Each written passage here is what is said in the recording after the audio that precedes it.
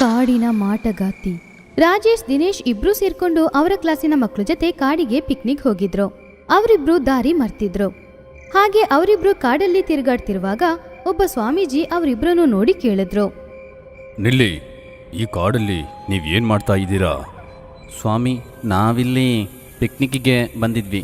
ದಾರಿ ತಪ್ಪಿ ಇಲ್ಲಿಗೆ ಬಂದ್ಬಿಟ್ವಿ. ನೀವು ಮುಂದೆ ಹೋಗಬೇಡಿ. ನಿಮಗೆ ಗೊತ್ತಾ, ಈ ಕಾಡಲ್ಲಿ ವಯಸ್ಸಾದ ಪಿಸಾಚಿ ಇದೆ. ಅದು ತುಂಬ ಶಕ್ತಿಶಾಲಿ. ಅದು ನಿಮ್ಮನ್ನು ಒಬ್ಬಂಟಿಯಾಗಿ ನೋಡಿದ್ರೆ ನಿಮಗೆ ಅಪಾಯ. ಸ್ವಾಮಿ, ಅದು ಅಷ್ಟು ಶಕ್ತಿಶಾಲಿಯಾದರೆ ನಮ್ಮ ಸ್ನೇಹಿತರಿಗೂ ಕೂಡ ತೊಂದರೆ ಉಂಟಾಗ್ಬೋದಲ್ಲ? ಹಾಂ, ನೀವೇನು ಯೋಚನೆ ಮಾಡಬೇಡಿ. ನೀವು ನನ್ನ ಜೊತೆನೇ ಇರಿ. ಇಲ್ಲಿ ರಾತ್ರಿಯೆಲ್ಲ ಸುರಕ್ಷಿತವಾಗಿರ್ಬೋದು. ಬೆಳಿಗ್ಗೆ ಆದ ಕೂಡಲೇ ನಾನು ನಿಮ್ಮನ್ನು ನಿಮ್ಮ ಸ್ನೇಹಿತರ ಹತ್ರ ಒಪ್ಪಿಸ್ತೀನಿ. ಸ್ವಾಮಿ, ನಾವು ಅವ್ರ ಹತ್ರ ಈಗಲೇ ಹೋಗಬೇಕು. ಒಂದು ವೇಳೆ ಅವ್ರ ಮನೆಗೆ ಹೋಗ್ಬಿಟ್ರೆ ನಾವೇನು ಮಾಡೋದು? ಇರಿ. ಹಾಂ ಗೋಂ ಛೀಂ ಭೂಂ ಹಾಂ ಭೂಂ. ಎಲ್ಲಿದ್ದಾರೆ ಇವರ ಸ್ನೇಹಿತರು? ಅವರು ಎಲ್ಲಿದ್ದಾರೆ ಅಂತ ನನಗೆ ತೋರಿಸು. ಏನಿದು? ಅವ್ರಿಗೇನಾಯಿತು? ನಿಮ್ಮ ಸ್ನೇಹಿತರು ಇಲ್ಲೇ ಪಕ್ಕದಲ್ಲೇ ಇದ್ದಾರೆ. ಅವರು ಹೊರಡ್ತಾ ಇದ್ದಾರೆ. ಸರಿ, ಬನ್ನಿ, ನಾನು ನಿಮ್ಮನ್ನು ಅಲ್ಲಿ ಕರ್ಕೊಂಡು ಹೋಗ್ತೀನಿ. ನನ್ನ ಹತ್ರ ಬೇಕಾದರೆ ನೀವು ಭಯಪಡಬೇಕಾದ ಅವಶ್ಯಕತೆ ಇಲ್ಲ. ತುಂಬ ಧನ್ಯವಾದ ಸ್ವಾಮಿ. ಬನ್ನಿ ಹೋಗೋಣ. ಇರಿ, ಈ ಮಗು ಏನಕ್ಕೆ ಅಳ್ತಾ ಇದೆ? ಹೌದು ಸ್ವಾಮಿ, ಅವನು ಅಳ್ತಾ ಇದ್ದಾನೆ. ಮತ್ತೆ ಟೀಚರ್ ಎಲ್ಲೂ ಇಲ್ವಲ್ಲ? ನಿಲ್ಲಿ, ಅವಳು ಇಲ್ಲೇ ಇದ್ದಾಳೆ. ಆ ಪಿಸಾಚಿ ಬಂದ್ಬಿಡ್ತು. ಮಕ್ಕಳೇ, ಒಬ್ಬೊಬ್ಬರಾಗಿ ಇಲ್ಲಿಗೆ ಬನ್ನಿ, ಭಯಪಡಬೇಡಿ. ಬನ್ನಿ ಮಕ್ಕಳೇ, ಬನ್ನಿ. ಇವರು ನಮಗೆ ಸಹಾಯ ಮಾಡಕ್ಕೆ ಬಂದಿದ್ದಾರೆ. ಮಕ್ಕಳೆಲ್ಲರೂ ಒಬ್ರೊಬ್ರಾಗಿ ಸ್ವಾಮೀಜಿಯ ಹತ್ತಿರ ಬರ್ತಿದ್ರು. ಹಾಗೆ ಬರುವಾಗ ಮಧ್ಯದಲ್ಲಿ ಇಬ್ರು ಹುಡುಗರು ಮಾಯವಾದ್ರು. ತಕ್ಷಣ ಆ ಜಾಗದಲ್ಲಿ ರಕ್ತ ತುಂಬಿರುವ ಒಂದು ಮಡಿಕೆ ಬಂದು ಬಿತ್ತು. ಅದನ್ನು ನೋಡಿ ಎಲ್ಲ ಹುಡುಗರು ಹೆದರಿದ್ರು. ಅಶೋಕ್ ಸ್ವಾಮಿ, ಅಶೋಕ್ ಎಲ್ಲಿ? ಅಶೋಕ್ ಇದ್ದ ಜಾಗದಲ್ಲಿ ಈ ಮಡಿಕೆ ಹೇಗೆ ಬಂತು? ಅಯ್ಯೋ ದೇವ್ರೆ, ಅವಳು ಇಲ್ಲೇ ಇದ್ದಾಳೆ. ಆ ಪಿಸಾಚಿ ಇಲ್ಲೇ ಇದೆ. ಅವರವರ ಸ್ಥಾನದಲ್ಲಿರಿ. ಮಕ್ಕಳೇ, ಅಲ್ಲೇ ಇರಿ. ಆ ಕತ್ಲಲ್ಲಿ ಜೋರಾಗಿ ನಗಾಡ್ಕೊಂಡು ಒಂದು ದೆವ್ವ ಅವರ ಮುಂದೆ ಪ್ರತ್ಯಕ್ಷವಾಯಿತು. ಅದರ ಬಿಳಿಯಾದ ತಲೆ ಕೂದಲು, ದೊಡ್ಡ ದೊಡ್ಡ ಹಲ್ಲುಗಳು ಹಾಗೂ ಚೂಪಾದ ಉಗುರುಗಳು.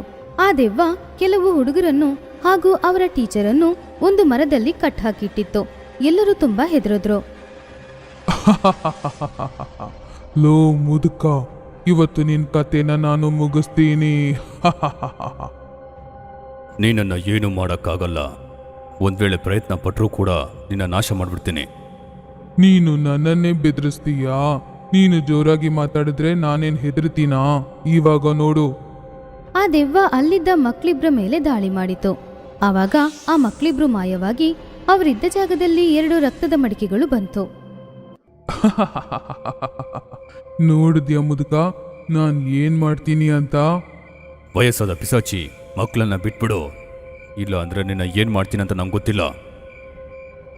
ಸ್ವಾಮೀಜಿ ಆ ದೆವ್ವವನ್ನು ನಾಶ ಮಾಡುವುದಕ್ಕೆ ಕಣ್ಣುಗಳನ್ನು ಮುಚ್ಚಿ ಮನಸ್ಸೊಳಗೆ ಮಂತ್ರ ಹೇಳ್ತಾ ಇದ್ರು. ಅವಳ ಮೇಲೆ ಚಿಕ್ಕ ಕೊಂಬೆಯನ್ನು ಹಾಕಿದ್ರು. ಅದು ಗಾಳಿಯಲ್ಲಿ ದೊಡ್ಡ ಮರವಾಗಿ ಬದಲಾಯಿತು. ಅದು ಆ ದೆವ್ವಕ್ಕೆ ಡಿಕ್ಕಿ ಹೊಡೆದು ಹುಡಿ ಹುಡಿ ಆಗ್ಬಿಡ್ತು. ಹಾ, ಏನಿದು? ನನ್ನ ಹೊಡೆತವನ್ನ ತಡೆದ್ಬಿಡ್ತು. ಇದು ನಿನ್ ಮನೆ ಅಲ್ಲ, ನನ್ನ ಅಡವಿ. ನೀನ್ ಏನ್ ಮಾಡಿದ್ರು ನಂಗೇನಾಗಲ್ಲ. ಇವಾಗ ನಾನೇನ್ ಮಾಡ್ತೀನಿ ಅಂತ ನೋಡು. ಆಮೇಲೆ ಆ ದೆವ್ವ ಸ್ವಾಮೀಜಿಯ ಮೇಲೆ ದಾಳಿ ಮಾಡಿತು. ಆವಾಗ ಸ್ವಾಮೀಜಿಗೆ ಪೆಟ್ಟಾಗಿ ಅವರು ದೂರ ಹೋಗಿ ಬಿದ್ಬಿಟ್ರು. ಸ್ವಾಮಿ, ನಿಮಗೇನು ಆಗಿಲ್ಲ ತಾನೆ? ನನ್ನ ಬಗ್ಗೆ ಯೋಚನೆ ಮಾಡಬೇಡಿ. ನಿಮ್ಮ ಫ್ರೆಂಡ್ಸನ್ನ ಬಸ್ಸಿಗೆ ಕರ್ಕೊಂಡು ಹೋಗಿ. ಇಲ್ಲ ಸ್ವಾಮಿ, ನಾವು ನಿಮ್ಮನ್ನು ಬಿಟ್ಟು ಹೋಗೋದೇ ಇಲ್ಲ. ನನ್ನ ಮಾತನ್ನ ಕೇಳಿ ಹೋಗಿ. ಈ ಪಿಸಾಚಿನ ಏನು ಬೇಕಾದ್ರೂ ಮಾಡ್ಬೋದು, ಆದರೆ ಕೊಲ್ಲೋದಿಕ್ಕೆ ಸಾಧ್ಯನೇ ಇಲ್ಲ.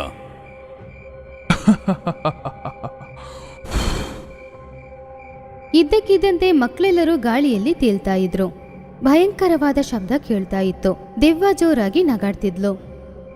ಈ ದಿನ ನನಗೆ ಪೂರ್ತಿಯಾಗಿ 6 ತಿಂಗಳಿಗೆ ಬೇಕಾಗಿರುವ ಆಹಾರ ಸಿಕ್ಕಿದೆ. ಸ್ವಾಮಿ, ಏನಾದರೂ ಮಾಡಿ, ಇದು ಎಲ್ಲರನ್ನ ಕೊಂದು ಹಾಕುತ್ತೆ. ಇವತ್ತು ನಾನು ನಿನ್ನಿಂದಾನೇ ಶುರು ಮಾಡ್ತೀನಿ. ಇವತ್ತು ನನಗೆ ಊಟ ನೀನೇ. ಆ ದೆವ್ವ ದಿನೇಶ್ ಮೇಲೆ ದಾಳಿ ಮಾಡೋದಕ್ಕೆ ಬರುವಾಗ ದಿನೇಶ್ ಅವನನ್ನು ಕಾಪಾಡಿಕೊಳ್ಳುವುದಕ್ಕೋಸ್ಕರ ಓಡಕ್ ಶುರು ಮಾಡ್ದ. ಹಾಗೆ ಅವನು ಓಡುವಾಗ ಅಲ್ಲಿದ್ದ ಒಂದು ಮಡಿಕೆಯನ್ನು ತಳ್ಬಿಟ್ಟ. ಅದರಿಂದ ರಕ್ತ ಸುರಿತಾ ಇತ್ತು. ಆ ಮಡಿಕೆ ಒಡೆದ ತಕ್ಷಣ ದೆವ್ವ ಕಿರ್ಚೋಕೆ ಶುರು ಮಾಡ್ತು. ದಿನೇಶ್, ನಂಗೆ ಅರ್ಥ ಆಗಿದೆ. ಈ ಪಿಸಾಚಿಯ ಜೀವ ಈ ಮಡಿಕೆಯಲ್ಲಿದೆ. ಇದನ್ನ ಪುಡಿ ಪುಡಿ ಮಾಡು.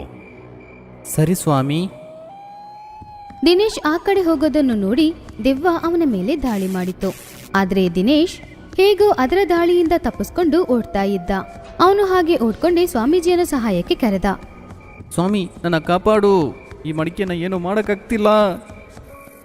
ಅಲ್ಲೇ ನಿಂತ್ಕೋ, ಇಲ್ಲಾಂದ್ರೆ ಈ ಹುಡುಗನ ಸಾಯಿಸ್ಬಿಡ್ತೀನಿ. ಆ ದೆವ್ವ ಅಶೋಕನ್ನು ಸಾಯಿಸೋದಕ್ಕೆ ಹತ್ರ ಬರುವಾಗ ದಿನೇಶ್ ಆ ಮಡಿಕೆಯನ್ನು ಒಡೆದ್ಹಾಕ್ದ. ಹಾಗೆ ಆ ಮಡಿಕೆ ಒಡೆದೋದ ತಕ್ಷಣ ಅಶೋಕನ್ನು ಕಟ್ಟಾಕಿಟ್ಟಿದ್ದ ಹಗ್ಗ ಮಾಯವಾಯಿತು. ಇಲ್ಲ, ಬೇಡ ಸ್ವಾಮೀಜಿ, ನನ್ನನ್ನು ಬಿಟ್ಬಿಡಿ. ನಾನು ಇನ್ ಮುಂದೆ ಇಲ್ಲಿಗೆ ಬರೋದಿಲ್ಲ. ಬಿಟ್ಬಿಡಿ, ನನ್ನನ್ನು ಏನು ಮಾಡಬೇಡಿ, ಬಿಟ್ಬಿಡಿ. ನೀ ಹೇಳೋದು ನಿಜಾನೇ. ಇನ್ನು ಮುಂದೆ ನೀನು ಬರೋಕ್ಕೆ ಆಗಲ್ಲ. ಯಾಕಂದ್ರೆ ನೀನು ದೇವ್ರ ಹತ್ರ ಹೋಗ್ತಾ ಇದೀಯಾ. ಮಕ್ಕಳೇ, ಇಲ್ಲ ಮಡಿಕೆಯನ್ನ ಒಡಿರಿ. ರಾಜೇಶ್ ದಿನೇಶ್ಗೆ ಸಹಾಯ ಮಾಡೋದಕ್ಕೋಸ್ಕರ ಅವನ ಹತ್ತಿರ ಬಂದು ಇಬ್ರು ಸೇರ್ಕೊಂಡು ಎಲ್ಲ ಮಡಿಕೆಯನ್ನು ಒಡೆದು ಹಾಕಿದ್ರು. ಹಾಗೆ ಎಲ್ಲ ಮಡಿಕೆಗಳು ಒಡೆದು ಹೋದ ತಕ್ಷಣ ಟೀಚರ್ ಹಾಗೂ ಮಕ್ಕಳನ್ನು ಕಟ್ಟಾಕಿಟ್ಟಿದ್ದ ಹಗ್ಗ ಮಾಯವಾಯಿತು. ದೆವ್ವ ನೋವಿನಿಂದ ನರಳುತ್ತಾ ಬೆಂಕಿಯಲ್ಲಿ ಉರಿದು ಹೋಗಿ ಸ್ವಲ್ಪ ಸಮಯದಲ್ಲಿ ಬೂದಿಯಾಯಿತು. ಇವಾಗ ಆ ಅಡವಿ ತುಂಬಾ ಶಾಂತವಾಗಿತ್ತು. ಎಲ್ಲರೂ ತುಂಬಾ ಸಂತೋಷದಿಂದ ಸ್ವಾಮೀಜಿಗೆ ಧನ್ಯವಾದ ಹೇಳಿದ್ರು. ಮಕ್ಕಳೇ, ಇವತ್ತು ನಿಮ್ಮಿಂದಲೇ ಈ ಕಾಡಿಗೆ ಆ ಪಿಸಾಚಿಯಿಂದ ಮುಕ್ತಿ ದೊರಕಿದೆ. ಸ್ವಾಮಿ, ನಿಮಗೆ ತುಂಬ ತುಂಬ ಧನ್ಯವಾದ. ಯಾಕಂದರೆ ಆ ಪಿಸಾಚಿಯಿಂದ ನೀವೇ ನಮ್ಮನ್ನು ಕಾಪಾಡಿದ್ರಿ. ಮಕ್ಕಳೇ, ನಾನು ಕಾಪಾಡಿಲ್ಲ, ದೇವರೇ ಕಾಪಾಡಿದ್ರು. ಸರಿ, ನೀವು ಹೋಗಿ. ತುಂಬ ಹೊತ್ತಾಯಿತು. ನಿಮ್ಮ ಮನೇಲಿ ಅಪ್ಪ ಅಮ್ಮ ನಿಮಗೋಸ್ಕರ ಕಾಯ್ತಾ ಇರ್ತಾರೆ. ಎಲ್ಲ ಮಕ್ಕಳು ಸ್ವಾಮೀಜಿಯ ಬಳಿ ಆಶೀರ್ವಾದ ತಗೊಂಡು ಬಸ್ಸಲ್ಲಿ ಕುತ್ಕೊಂಡು ಅವ್ರ ಮನೆಗೆ ಹೊರಟ್ರು.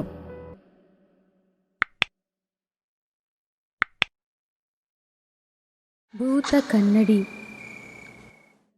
ಒಂದು ಊರಿನ ಹೊರಗಡೆ ಒಂದು ಅರಮನೆ ಇತ್ತು. ಇವಾಗ ಆ ಅರಮನೆ ತುಂಬಾ ಹಾಳು ಬಿದ್ದೋಗಿತ್ತು. ಆ ಕಡೆ ಯಾರು ಕೂಡ ಹೋಗ್ತಾ ಇರಲಿಲ್ಲ. ಒಂದಿನ ಸೋನು ಅವನ ಸ್ನೇಹಿತ ಮೋನು ಜೊತೆ ಆ ಅರಮನೆಯನ್ನ ಸುತ್ತಾಡ್ಕೊಂಡು ಬರೋದಕ್ಕೆ ಹೋಗಿದ್ದ. ಇಲ್ಲಿ ಎಲ್ಲವೂ ಕೂಡ ತುಂಬ ಭಯಂಕರವಾಗಿದೆ. ಹೌದು, ಹಾರರ್ ಫಿಲ್ಮಲ್ಲಿ ತೋರಿಸೋ ರೀತಿನೇ ಇದೆ. ಬೇಡ, ನಾವು ಒಳಗಡೆ ಹೋಗೋದು ಬೇಡ. ಏನಕ್ಕೆ ಹೆದರ್ತಾ ಇದೆಯಾ? ಏನೂ ಆಗಲ್ಲ, ಬಾ ಹೋಗೋಣ. ಒಳಗಡೆ ಏನಿದೆ ಅಂತ ನಾವು ನೋಡೇ ಬಿಡೋಣ.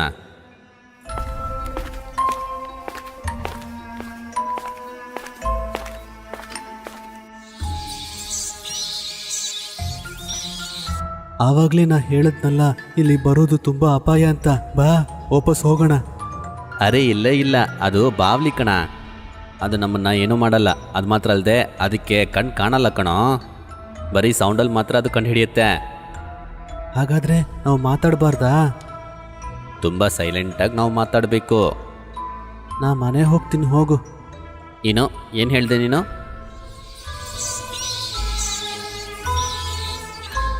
ಇವನು ಏನು ಮಾಡ್ತಿದ್ದಾನೆ? ನನ್ನ ಮೆಲ್ಲಿಗೆ ಮಾತಾಡು ಅಂತ ಇವನು ಕಿರ್ಸ್ತಾ ಇದ್ದಾನೆ. ಅಯ್ಯೋ, ನಾನು ಮರ್ತೋಗ್ಬಿಟ್ಟೆ.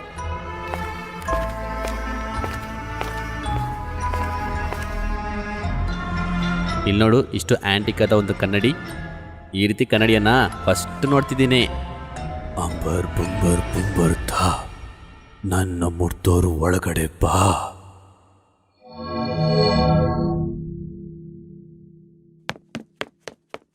ಈ ರೀತಿ ಆ ಹಾಳು ಬಿದ್ದ ಮನೆಯಲ್ಲಿರುವ ಭೂತ ಕನ್ನಡಿ ಅದನ್ನು ಯಾರು ಮುಟ್ಟಿದ್ರೂ ಕೂಡ ಅವರನ್ನು ಒಳಗೆ ಎಳ್ಕೊಳ್ಳುತ್ತೆ. ಈ ಘಟನೆ ಗಾಳಿ ತರ ಎಲ್ಲ ಕಡೆನೂ ಹರಡಿತ್ತು. ಇಡೀ ಗ್ರಾಮನೇ ಆ ಭೂತ ಕನ್ನಡಿಯ ಬಗ್ಗೆ ಯೋಚನೆ ಮಾಡಿ ಹೆದರುತ್ತಿದ್ರು. ಈ ವಿಷಯ ಸೋನುವಿನ ಅಣ್ಣ ವಿಕ್ರಮ್ಗೆ ಗೊತ್ತಾಯಿತು. ಅವನು ತಕ್ಷಣ ಅವನ ಊರಿಗೆ ಬಂದ. ಆ ಭೂತ ಕನ್ನಡಿ ನಿನ್ನ ತಮ್ಮನ ಅದರೊಳಗೆ ಎಳ್ಕೊಂಡು ಹೋಯ್ತು.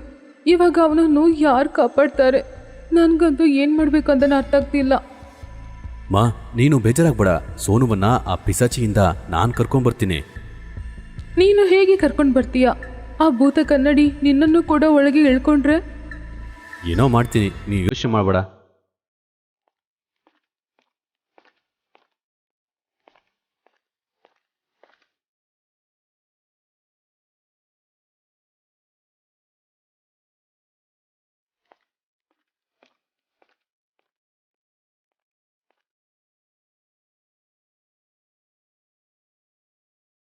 ಹೊರಗೆ ಹೋಗು, ಇಲ್ಲಾಂದ್ರೆ ಆ ಭೂತ ಕನ್ನಡಿ ನಿನ್ನನ್ನು ಕೂಡ ಒಳಗೆ ಎಳ್ಕೊಳ್ಳುತ್ತೆ. ನನ್ನ ತಮ್ಮನ್ನ ಕರ್ಕೊಂಡು ಹೋಗದೆ ನಾ ಇಲ್ಲಿಂದ ಹೋಗೋದೇ ಇಲ್ಲ. ನನ್ನ ಯಾರೂ ಹೆದರ್ಸಕ್ಕಾಗಲ್ಲ. ನಾನು ನಿಮ್ಮನ್ನು ಹೆದರ್ಸ್ತಾ ಇಲ್ಲ, ನಿಮ್ಮನ್ನು ಎಚ್ಚರಿಸುತ್ತಿದ್ದೇನೆ. ಯಾರವನು? ಹಾಂ, ನಾ ಏನಕ್ಕೆ ಈ ರೀತಿಯೆಲ್ಲ ಮಾಡಬೇಕು? ಹಾಂ, ನಾನು ಶಾಪಗ್ರಸ್ತ ರಾಜಕುಮಾರಿ. ನೀವಿವಾಗ ನಿಮ್ಮ ತಮ್ಮನ್ನ ಕಾಪಾಡಬೇಕು ಅಂದರೆ ಮೊದಲು ನೀವು ನನಗೆ ಬಿಡುಗಡೆ ಕೊಡಿಸ್ಬೇಕು. ಇಲ್ಲ ಅಂದರೆ ನೀವು ಆ ಭೂತ ಕನ್ನಡಿಯನ್ನು ಮುಟ್ಟಿದ ತಕ್ಷಣ ಅದು ನಿಮ್ಮನ್ನು ಕೂಡ ಎಳ್ಕೊಳ್ಳುತ್ತೆ. ನಮ್ಮ ತಮ್ಮನನ್ನ ನೀನು ಏನಕ್ಕೆ ಏನೂ ಮಾಡಿಲ್ಲ. ಅವನ ಮಾತ್ರ ಕನ್ನಡಿಯಲ್ಲಿ ಏನಕ್ಕೆ ಇಳ್ಕೊಂಡೆ? ಇದೆಲ್ಲ ಹೀಗೇನೆ ನಡಿಬೇಕು ಅಂತ ಬರ್ದಿದೆ. ಈ ಎಲ್ಲ ವಿಷಯ ನಿಮಗೆ ಖಂಡಿತ ಒಂದಿನ ಗೊತ್ತಾಗುತ್ತೆ. ಏನು ನೀನು ಮಾತಾಡ್ತಾ ಇದೀಯಾ? ನೀನು ಹೊರಗಡೆ ಬಾ. ಏನಕ್ಕೆ ಈ ರೀತಿ ಅಡ್ಕೊಂಡಿದೀಯಾ? ಹಾಂ, ನಾನು ನಿಮ್ಮ ಪಕ್ಕದಲ್ಲೇ ಇದ್ದೀನಿ, ಆದರೆ ಬೇರೆ ಒಂದು ರೂಪದಲ್ಲಿ. ಆ ರೀತಿ ಆಕಾರನ? ನನ್ನಿಂದ ನಿಮ್ಮನ್ನು ನೋಡ್ಬೋದು, ಆದರೆ ನೀವು ನನ್ನನ್ನು ನೋಡೋಕ್ಕೆ ಆಗೋದಿಲ್ಲ. ಯಾಕೆಂದರೆ ನಾನು ನಿಮ್ಮ ಕಣ್ಣಿಗೆ ಕಾಣಿಸೋದಿಲ್ಲ. ಈ ರೀತಿ ಮಾತಾಡೋದು ಬಿಟ್ಬಿಟ್ಟು ಆ ಕನ್ನಡಿ ಎಲ್ಲಿದೆ ಅಂತ ಹೇಳು.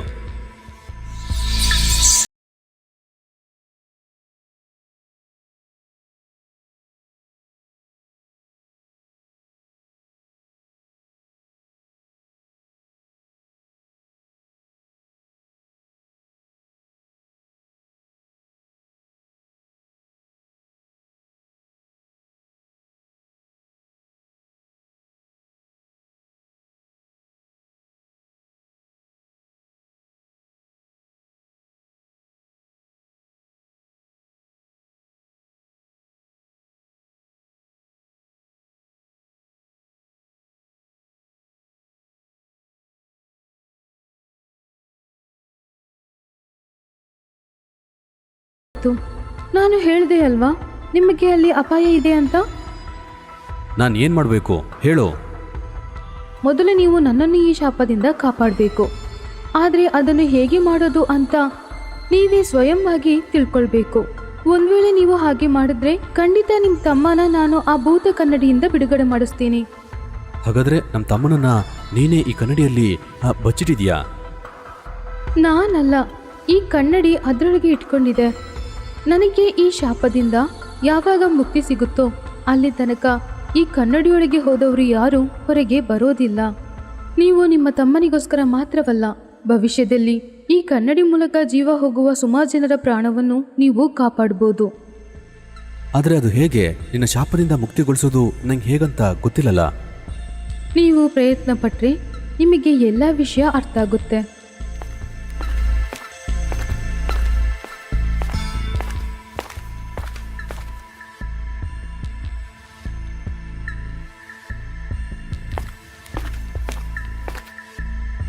ಏನಾಯ್ತು? ನಮ್ಮ ಸೋನು ಎಲ್ಲಿದ್ದಾನೆ? ಅಮ್ಮ, ಆ ಹಳೆಯ ಬಂಗ್ಲೋ ಬಗ್ಗೆ ನಿಂಗೆ ಗೊತ್ತಾ ಅಮ್ಮ? ಅಲ್ಲಿ ಏನಾಯ್ತು? ಯಾಕೆ ಯಾಕೆ ಆ ರೀತಿ ಕೇಳ್ತಿದೀಯಾ? ಏನು ವಿಷಯ ನನ್ನ ಹತ್ರ ಹೇಳು. ಅಮ್ಮ, ಸೋನು ಆ ದೆವ್ವದ ಬಂಗ್ಲೆಯಲ್ಲೇ ಸಿಕ್ಕೋಬಿದ್ದೇನೆ. ನನಗೆ ಆ ಬಂಗ್ಲೋ ಬಗ್ಗೆ ಮತ್ತೆ ಆ ಕನ್ನಡಿ ಬಗ್ಗೆ ಯಾವಾಗ ಗೊತ್ತಾಗುತ್ತೋ ಆವಾಗ ಮಾತ್ರ ಸೋನನ್ನ ಕಾಪಾಡೋಕ್ಕಾಗುತ್ತೆ. ನನಗೆ ಅದ್ರ ಬಗ್ಗೆ ಏನೂ ಗೊತ್ತಿಲ್ಲ, ಆದರೆ ಖಂಡಿತ ನಿಮ್ಮ ಅಜ್ಜಿಗೆ ಅದ್ರ ಬಗ್ಗೆ ಗೊತ್ತು. ಅವ್ರಿಗೇನು ಗೊತ್ತು? ನೀನು ನೇರವಾಗಿ ನಿಮ್ಮ ಅಜ್ಜಿ ಹತ್ರ ಹೋಗಿ ತಿಳ್ಕೊ. ಆ ಹಳೆಯ ಹಾಳು ಬಿದ್ದ ಮನೆಯ ಬಗ್ಗೆ ತಿಳ್ಕೊಳ್ಳೋದಕ್ಕೋಸ್ಕರ ವಿಕ್ರಮ್ ಅವನ ಅಜ್ಜಿಯ ಮನೆಗೆ ಹೋದ. ವಿಕ್ರಮ್ನ ಅಜ್ಜಿ ಇವಾಗ ಅವನ ಚಿಕ್ಕಪ್ಪ ನಾರಾಯಣ್ ಮನೆಯಲ್ಲಿ ಇದ್ರು. ಅಜ್ಜಿ, ಹೇಗಿದ್ದೀರಾ? ನೋಡಿದ್ರೆ ಹೇಗೆ ಕಾಣಿಸ್ತಿದ್ದೀನಿ? ನಿಮ್ಮ ಅಪ್ಪ ತೀರ್ಕೊಂಡ್ಮೇಲೆ ನೀನು ಈ ಅಜ್ಜಿನ ಸಂಪೂರ್ಣವಾಗಿ ಮರೆತುಬಿಟ್ಟೆ. ಹಾಗೆಲ್ಲ ಇಲ್ಲ ಅಜ್ಜಿ, ನಾವು ಮಾಡೋ ಕೆಲಸ ಆ ರೀತಿ ಇದೆಯಲ್ವಾ. ಹಾಗಾದ್ರೆ ಇವಾಗ ಯಾವ ವಿಷಯಕ್ಕೋಸ್ಕರ ಬಂದಿದ್ದೀಯಾ?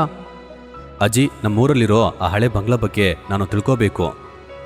ಇವಾಗ ಆ ಅರಮನೆಯ ಬಗ್ಗೆ ತಿಳ್ಕೊಂಡು ನೀನು ಏನು ಮಾಡ್ತೀಯಾ? ಅದು ಒಂದು ಭೂತ ಅರಮನೆ. ನಿಮ್ಮ ತಂದೆಯನ್ನು ಕೂಡ ಅದು ಬಲಿ ತಗೊಳ್ತು. ಆದರೆ ಇವಾಗ ನಾನು ನನ್ನ ಮೊಮ್ಮಗನನ್ನು ಬಲಿ ಕೊಡೋದಿಲ್ಲ. ಅಲ್ಲಿ ಹೋಗೋದು ಎಲ್ಲರಿಗೂ ದೊಡ್ಡ ಅಪಾಯ. ಅವಶ್ಯಕತೆ ಖಂಡಿತ ಇದೆ ಅಜ್ಜಿ. ಸೋನು ಅಲ್ಲಿಗೆ ಹೋಗಿ ಮಾಯವಾದ ವಿಷಯ, ಆಮೇಲೆ ಆ ರಾಜಕುಮಾರಿ ಹೇಳಿದ ಎಲ್ಲ ವಿಷಯ ಅವನು ಅವನ ಅಜ್ಜಿಯ ಬಳಿ ಹೇಳಿದ. ಇದನ್ನು ಕೇಳಿ ಅಜ್ಜಿ ಅಳ್ತಾ ಇದ್ರು. ಆದ್ರೆ ಆಶ್ಚರ್ಯವಾದ ವಿಷಯ ಏನಂದ್ರೆ ಅವ್ರು ಇವಾಗ ನಗಾಡ್ತಾ ಇದ್ರು. ಅಜ್ಜಿ, ಏನಕ್ಕಿಷ್ಟು ಸಂತೋಷ ಪಡ್ತಾ ಇದ್ದೀರಾ? ಆ ಅರಮನೆ ಬಗ್ಗೆ ಇರುವ ಎಲ್ಲ ವಿಷಯಗಳು ಕೂಡ ಒಂದು ಬುಕ್ಕಲ್ಲಿ ಬರೆದಿಟ್ಟಿದ್ದಾರೆ. ಆ ಪುಸ್ತಕದಲ್ಲಿ ಭವಿಷ್ಯದಲ್ಲಿ ಆ ಅರಮನೆಯಲ್ಲಿ ನಡೆಯುವ ಎಲ್ಲ ವಿಷಯಗಳನ್ನು ಕೂಡ ಅದರಲ್ಲಿ ಬರೆದಿಟ್ಟಿದ್ದಾರೆ. ಆ ಪುಸ್ತಕದಲ್ಲಿ ಬರೆದಿತ್ತು, ಒಂದು ಸುಂದರವಾದ ಹುಡುಗ ಆ ಭೂತ ಕನ್ನಡಿಯಿಂದ ಅವನ ತಮ್ಮನನ್ನು ಕಾಪಾಡೋದಕ್ಕೋಸ್ಕರ ಖಂಡಿತ ಇಲ್ಲಿಗೆ ಬರ್ತಾನೆ ಅಂತ. ಅದೇ ರೀತಿ ಆ ಹುಡುಗನಿಂದಾನೇ ಅಲ್ಲಿರುವ ರಾಜಕುಮಾರಿ ಶಾಪದಿಂದ ವಿಮುಕ್ತಿ ಹೊಂದುತ್ತಾಳೆ ಅಂತ ಬರ್ತಿತ್ತು. ಆ ಸುಂದರವಾದ ಹುಡುಗ ನೀನು ಅನ್ನೋದ್ರ ಬಗ್ಗೆನೇ ಯೋಚನೆ ಮಾಡಿ ಇವಾಗ ನಾನು ತುಂಬ ಸಂತೋಷ ಪಡ್ತಾ ಇದ್ದೀನಿ. ಆ ಹುಡುಗ ನಾನಾ? ಈ ಪುಸ್ತಕವನ್ನು ನೀನು ಸರಿಯಾಗಿ ಓದು. ಆ ಅರಮನೆಗೆ ಸಂಬಂಧಿಸಿದ ಸುಮಾರು ವಿಷಯಗಳು ಈ ಪುಸ್ತಕದಲ್ಲಿ ಬರೆದಿದೆ. ಆದರೆ ಈ ಪುಸ್ತಕ ಎಲ್ಲರಿಗಿಂತಲೂ ನಿನಗೆ ತುಂಬ ಮುಖ್ಯ. ಇದನ್ನು ಜೋಪಾನವಾಗಿ ನೀನು ಸರಿಯಾಗಿ ಓದಬೇಕು. ವಿಕ್ರಮ್ ಇಡೀ ರಾತ್ರಿ ಕೂತ್ಕೊಂಡು ಆ ಪುಸ್ತಕ ಓದ್ತಿದ್ದ. ಆವಾಗ ಆ ರಾಜಕುಮಾರಿಗೆ ಸಂಬಂಧಿಸಿದ ಭಾಗ ಬರುವಾಗ ವಿಕ್ರಮ್ ಗಮನ ಇಟ್ಟು ಎಲ್ಲ ವಿಷಯ ಅವನಿಗೆ ಅರ್ಥ ಆಗುವ ಹಾಗೆ ಓದ್ದ. ಒಬ್ಬ ದೊಡ್ಡ ಯೋಗಿಯನ್ನ ನೀನು ಅವಮಾನಿಸಿದ್ಯಾ. ಆದ್ರಿಂದ ಆ ಯೋಗಿಗೆ ತುಂಬಾ ಕೋಪ ಬಂದಿದೆ. ಅದಕ್ಕೆ ನಿಂಗೊಂದು ಶಾಪ ಕೊಡ್ತಾ ಇದ್ದೀನಿ. ನೀನು ಇನ್ಮುಂದೆ ಒಂದು ಕನ್ನಡಿಯಲ್ಲಿ ಮಾತ್ರ ವಾಸವಾಗಿರ್ತೀಯ. ಆದರೆ ನಿನ್ನ ಪ್ರೀತಿ ಪ್ರೇಮ ತುಂಬಾ ಪವಿತ್ರವಾದದ್ದು.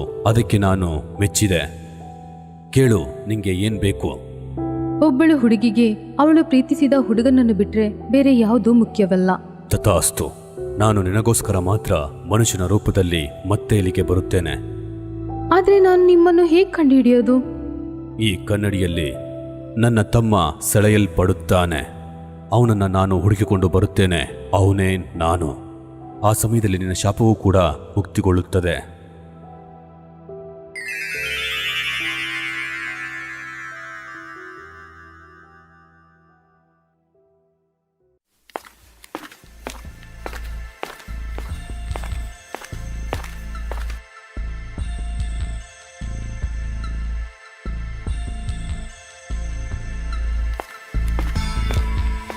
ನೀವು ಬಂದ್ಬಿಟ್ರಾ? ನಾನು ನಿಮಗೋಸ್ಕರನೇ ಕಾಯ್ತಾ ಇದ್ದೆ. ನೀವು ತಿಳ್ಕೊಂಡ್ರಾ ನನಗೆ ಹೇಗೆ ಶಾಪ ವಿಮುಕ್ತಿ ಕೊಡೋದು ಅಂತ? ದೇವ್ರೆ, ನಿನ್ನ ಕರುಣೆ ಅಂದರೆ ಕರುಣೆ.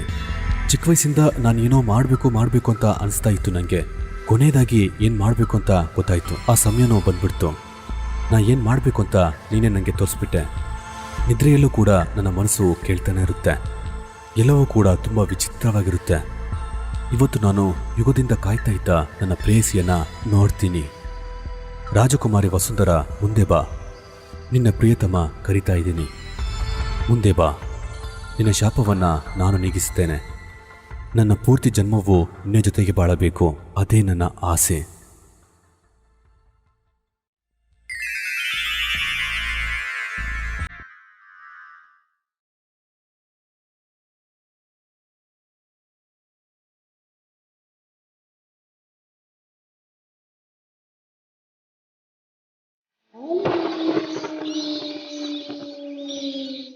ನಿನ್ನ ಅರಮನೆಯಲ್ಲಿ ಇಡೋದಕ್ಕೆ ನನಗೆ ಯೋಗ್ಯತೆ ಇಲ್ಲ. ನಿನ್ ಜೊತೆ ಒಂದಾಗಿ ಬಾಳುವ ಜಾಗನೇ ನನಗೆ ಅರಮನೆ. ನಿನ್ ಜೊತೆ ಬಾಳೋದಕ್ಕೋಸ್ಕರ ನಾನು ಹಲವಾರು ಜನ್ಮಗಳಿಂದ ಕಾಯ್ತಾ ಇದ್ದೀನಿ.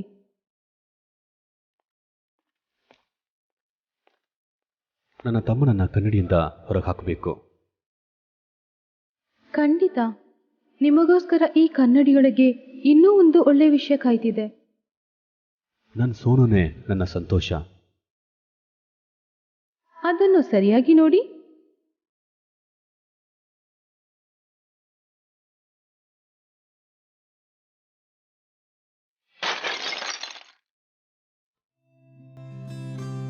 ಅಪ್ಪ, ನೀವಿಲ್ಲಿದ್ದೀರಾ? ನಿಮ್ಮನ್ನ ಎಲ್ಲೆಲ್ಲ ಹುಡುಕ್ತೀವಿ ಗೊತ್ತಾ? ಹೇಗಪ್ಪ ನಾ ಸಿಗ್ತೀನಿ? ಈ ಕನ್ನಡಿ ಒಳಗೆ ನಾನು ವರ್ಷಗಟ್ಟಲೆ ಸೆರೆ ಹಿಡಿಯಲ್ಪಟ್ಟಿದ್ದೆ ಕಣೋ. ಆದ್ರೆ ನಿಂಗೆ ನಾ ಇಲ್ಲಿದ್ದೀನಿ ಅಂತ ಹೇಗೆ ಗೊತ್ತಾಯ್ತು? ಅಣ್ಣ, ನೀ ಬಂದಿಲ್ಲ ಅಂದರೆ ನನ್ನ ಕತೆ ಅಷ್ಟೇ ಕಣೋ. ನಾನು ಖಂಡಿತವಾಗಿ ಬರ್ತೀನಿ. ನೀ ಇದ್ರೊಳಗೆ ಇರ್ಬೇಕಂತ ವಿಧಿ ಕಣೋ. ಎಲ್ಲವೂ ದೇವರ ಆಟ ಕಣೋ. ಭಿಕ್ಷುಕಿ ಪಿಸಾಚಿ.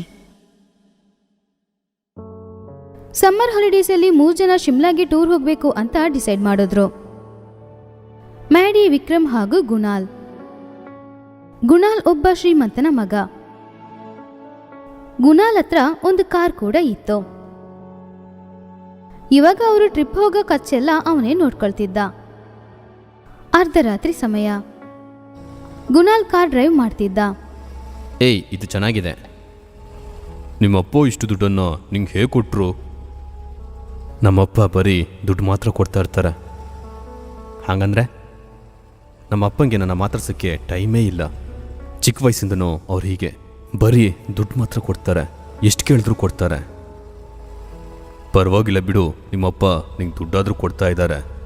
ನನಗೂ ಅಪ್ಪ ಇದ್ದಾರೆ, ₹1 ದುಡ್ಡು ಕೊಡಲ್ಲ. ನಿಮ್ಗಾದ್ರೆ ಅಪ್ಪ ಇದ್ದಾರೆ, ನನಗೆ ಅವರೂ ಇಲ್ಲ. ಅನಾಥರಾಗಿರೋದು ಎಷ್ಟು ಕಷ್ಟ ಅಂತ ನಿಮ್ಗೆ ಗೊತ್ತಿಲ್ಲ. ಇದ್ದಕ್ಕಿದ್ದಂತೆ ಗಾಡಿಯ ಮುಂದೆ ಒಬ್ಳು ಆಕೆ ಬಂದು ನಿಂತ್ಕೊಂಡ್ಲು. ಅವರನ್ನು ನೋಡಿ ತಕ್ಷಣ ಗುಣಾಲ್ ಬ್ರೇಕ್ ಹಾಕ್ದ. ಏನಾದರೂ ಇದ್ರೆ ದಾನ ಮಾಡಿ ಸ್ವಾಮಿ. ನನ್ನ ಮಗ 2 ದಿನದಿಂದ ಹಸುವಲ್ಲಿದ್ದಾನೆ. ಈ ರೀತಿ ಎಲ್ಲ ಹೊರಟ್ಬಿಡ್ತಾರೆ. ಯಾವ್ದಾದ್ರು ಒಳ್ಳೆ ಗಾಡಿ ಸಿಕ್ಕಿದ್ರೆ ಬಂದು ದುಡ್ಡು ಕೇಳೋದು. ನಮ್ಮ ಹತ್ರ ದುಡ್ಡಿಲ್ಲ. ಮುಂದಕ್ಕೆ ಹೋಗಿ. ಗುಣಾಲ್ ಆ ಭಿಕ್ಷುಕಿಯನ್ನು ನೋಡಿ ದೂರ ಹೋಗು ಅಂತ ಕೈ ತೋರಿಸಿದ. ಆಮೇಲೆ ಅವರೆಲ್ಲರೂ ಅಲ್ಲಿಂದ ಹೋಗ್ಬಿಟ್ರು. ಆ ಭಿಕ್ಷುಕಿ ಹೋಗ್ತಿದ್ದ ಆ ಕಾರನ್ನೇ ಗುರಾಯಿಸ್ತಿದ್ಲು. ಸ್ವಲ್ಪ ಹೊತ್ತಿನಲ್ಲಿ ಅವರು ಫಾರ್ಮ್ ಹೌಸ್ಗೆ ಬಂದ್ರು. ಬನ್ನಿ ಸರ್, ನೀವು ಬರೋದಕ್ಕೆ ತುಂಬಾ ಹೊತ್ತಾಯ್ತಲ್ಲ. ರೋಡಲ್ಲಿ ಏನಾದರೂ ಸಮಸ್ಯೆನಾ? ರೋಡಲ್ಲೆಲ್ಲ ಏನೂ ಸಮಸ್ಯೆ ಇಲ್ಲ, ಆದರೆ ತುಂಬ ಕತ್ಲೆ ಇತ್ತು. ಸ್ವಲ್ಪ ಬಿಟ್ಟಿದ್ರೆ ಒಬ್ಳು ಭಿಕ್ಷುಕಿ ಮೇಲೆ ಕಾರ್ ಹೊಡೆದಿರುತ್ತೆ. ಭಿಕ್ಷುಕಿನ? ಇಷ್ಟು ರಾತ್ರಿಯಲ್ಲೂ ಕೂಡ ಆ ಭಿಕ್ಷುಕಿ ಭಿಕ್ಷೆ ಬೇಡ್ತಾ ಇದ್ಲು. ಅವಳಿಗಷ್ಟು ಗೊತ್ತಾಗಲ್ವಾ? ಅವರು ನಿಮ್ಮ ಹತ್ರ ಏನಾದರೂ ಹೇಳಿದ್ರಾ? ಅವರು ಊಟ ಕೇಳಿದ್ರು, ಆದರೆ ನಾವು ಕೊಡಲೇ ಇಲ್ಲ. ಸುಮಾರು ದಿನದಿಂದ ಮಗ ಹಶ್ವಲ್ಲಿದ್ದಾನೆ, ಏನಾದರೂ ಇದ್ರೆ ಕೊಡಿ ಅಂತ ಕೇಳ್ತಾ ಇದ್ಲು. ನೀವು ನಿಮ್ಮ ಹತ್ರ ಇದ್ದಿದ್ದನ್ನ ಅವರಿಗೆ ಕೊಟ್ಟಿರಬೇಕಿತ್ತು. ಏನಕ್ಕೆ ಈ ರೀತಿ ಭಿಕ್ಷೆ ಬೇಡೋರನ್ನ ಎಷ್ಟು ನೋಡಿದ್ದೀವಿ. ಎಲ್ಲವೂ ನಾಟಕ. ಸರಿ, ನಿಮಗೆ ತುಂಬ ಸುಸ್ತಾಗಿರುತ್ತೆ. ನೀವು ಹೋಗಿ ರೆಸ್ಟ್ ತಗೊಳ್ಳಿ. ನಾಳೆ ನಿಮ್ಮನ್ನ ಭೇಟಿ ಮಾಡ್ತೀನಿ. ಸ್ವಲ್ಪ ಹೊತ್ತಿನಲ್ಲಿ ಆ ಫಾರ್ಮ್ ಹೌಸ್ನ ಯಜಮಾನಿ ಗೇಟ್ ಕ್ಲೋಸ್ ಮಾಡೋದಕ್ಕೆ ಬಂದಾಗ ಅಲ್ಲಿದ್ದ ಒಂದು ನೆರಳನ್ನು ನೋಡಿ ಹೆದರಿದ್ರು. ಮರುದಿನ ಅವರು ಒಂದು ಕಾಳಿದೇವಿ ದೇವಸ್ಥಾನಕ್ಕೆ ಹೋಗಿ ಅಲ್ಲಿಂದ ಒಂದು ತೆಂಗಿನಕಾಯಿ ಹಾಗೂ ಸುಮಾರು ದಾರ ತಗೊಂಡು ಬಂದ್ರು. ಒಂದು ದಾರವನ್ನು ಅವ್ರ ಕೈಯಲ್ಲಿ ಕಟ್ಕೊಂಡು ಆಮೇಲೆ ಬಂದಿರೋ ಗೆಸ್ಟ್ ರೂಮಿಗೆ ಹೋದ್ರು. Good morning. Good morning brother.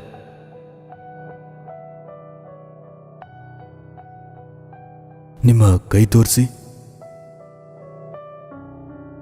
ಏನಕ್ಕೆ?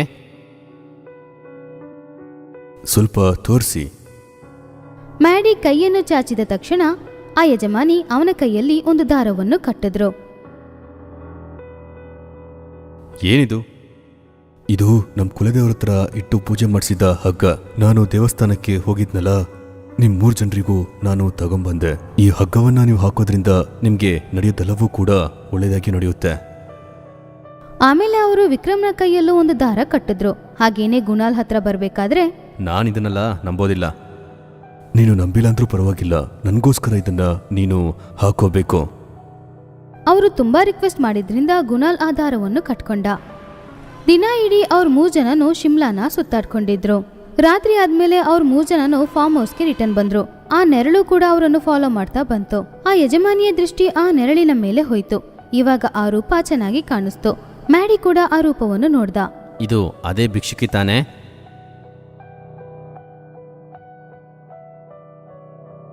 ನಮ್ಮ ಹಿಂದೆನೆ ಇಲ್ಲಿವರೆಗೂ ಈ ಭಿಕ್ಷುಕಿ ಬಂದ್ಬಿಟ್ಲಾ? ಇವಳನ್ನ ಏನ್ ಮಾಡ್ತೀನಿ ಅಂತ ನೋಡು. ಇಲ್ಲಿ ನೋಡ್ರಪ್ಪ, ನೀವು ಹೋಗ್ಬೇಡಿ, ಅವರು ತಾನಾಗಿಯೇ ಹೋಗ್ಬಿಡ್ತಾರೆ. ಗುಣಾಲ್ ಅವ್ರು ಹೇಳಿದ ಮಾತನ್ನು ಕೇಳದೆ ವೇಗವಾಗಿ ಅದರ ಪಕ್ಕದಲ್ಲಿ ಹೋದ. ಅವ್ರ 3 ಜನನು ಹಾಗೇನೆ ನೋಡ್ತಾ ಇದ್ರು. ಆಗ ಇದ್ದಕ್ಕಿದ್ದಂತೆ ಗುಣಾಲ್ ಕಿರುಚುವ ಶಬ್ದ ಕೇಳಿತು. ಯಾರೋ ಅವನ ಕಾಲನ್ನು ಹಿಡ್ಕೊಂಡು ಕಾಡಿನ ಒಳಗೆ ಎಳ್ಕೊಂಡು ಹೋಗ್ತಿದ್ರು. ಕಾಪಾಡಿ, ಕಾಪಾಡಿ. ಶಬ್ದ ಕೇಳಿದ ತಕ್ಷಣ ಅವ್ರ 3 ಜನನು ಅವನನ್ನು ಕಾಪಾಡೋದಕ್ಕೆ ಬಂದ್ರು. ಮ್ಯಾಡಿ, ವಿಕ್ರಮ್ ಇಬ್ರು ಅವನ ಕೈಗಳನ್ನು, ಆ ಯಜಮಾನಿ ಅವನ ಕಾಲನ್ನು ಹಿಡ್ಕೊಂಡ್ರು. ಸ್ವಲ್ಪ ಭಸ್ಮವನ್ನು ಹಾಕಿದ ತಕ್ಷಣ ಅವನು ನಿಂತು ಹೋದ. ಆದ್ರೆ ಅವನಿಗೆ ತುಂಬಾ ಪೆಟ್ಟಾಗಿತ್ತು. ಅವನ ಬೆನ್ನಲ್ಲಿ ರಕ್ತದ ಗಾಯಗಳು. ಗುಣಾಲ್ನ ಸ್ನೇಹಿತರು ಅವನನ್ನು ಫಾರ್ಮ್ ಹೌಸ್ಗೆ ಕರ್ಕೊಂಡು ಬಂದ್ರು. ಏನಾಯ್ತು? ಯಾವುದಾದ್ರೂ ಕಾಡು ಪ್ರಾಣಿ ಹೀಗೆ ಮಾಡ್ತಾ? ಅದೊಂದು ಪಿಸಾಚಿ, ಭಿಕ್ಷೆ ಬೇಡುವ ಒಂದು ಪಿಸಾಚಿ. ಏನು? ನಿನ್ನೆ ರಾತ್ರಿಯಿಂದ ಆ ಪಿಸಾಚಿ ನಿಮ್ ಹಿಂದ್ಗಡೆನೆ ಬರ್ತಾ ಇತ್ತು. ಆದ್ರೆ ಏನಕ್ಕೆ?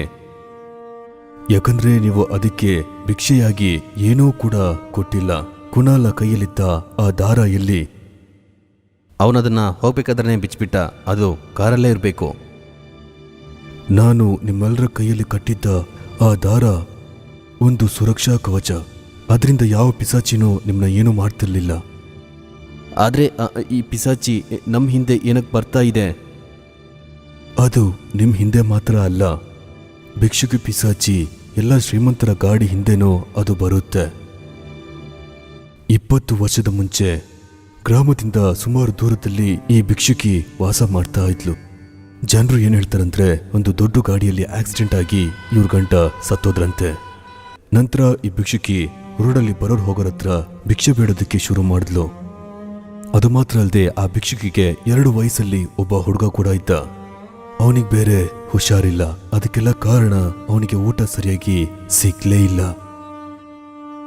ಇವಳು ಭಿಕ್ಷೆ ಬೇಡ್ತಾ ಇದ್ದ ಆರಂಭದಲ್ಲಿ ಎಲ್ಲರೂ ಇವಳಿಗೆ ಊಟ ಕೊಡ್ತಾ ಇದ್ರು. ಅವ್ರು ಕೂಡ ಊಟದಿಂದ ಅವರಿಬ್ಬರ ಹೊಟ್ಟೆ ತುಂಬ್ತಾ ಇತ್ತು. ನಂತರ ಅವಳಿಗೆ ಊಟ ಕೊಡೋದನ್ನ ಎಲ್ಲರೂ ನಿಲ್ಲಿಸ್ಬಿಟ್ರು.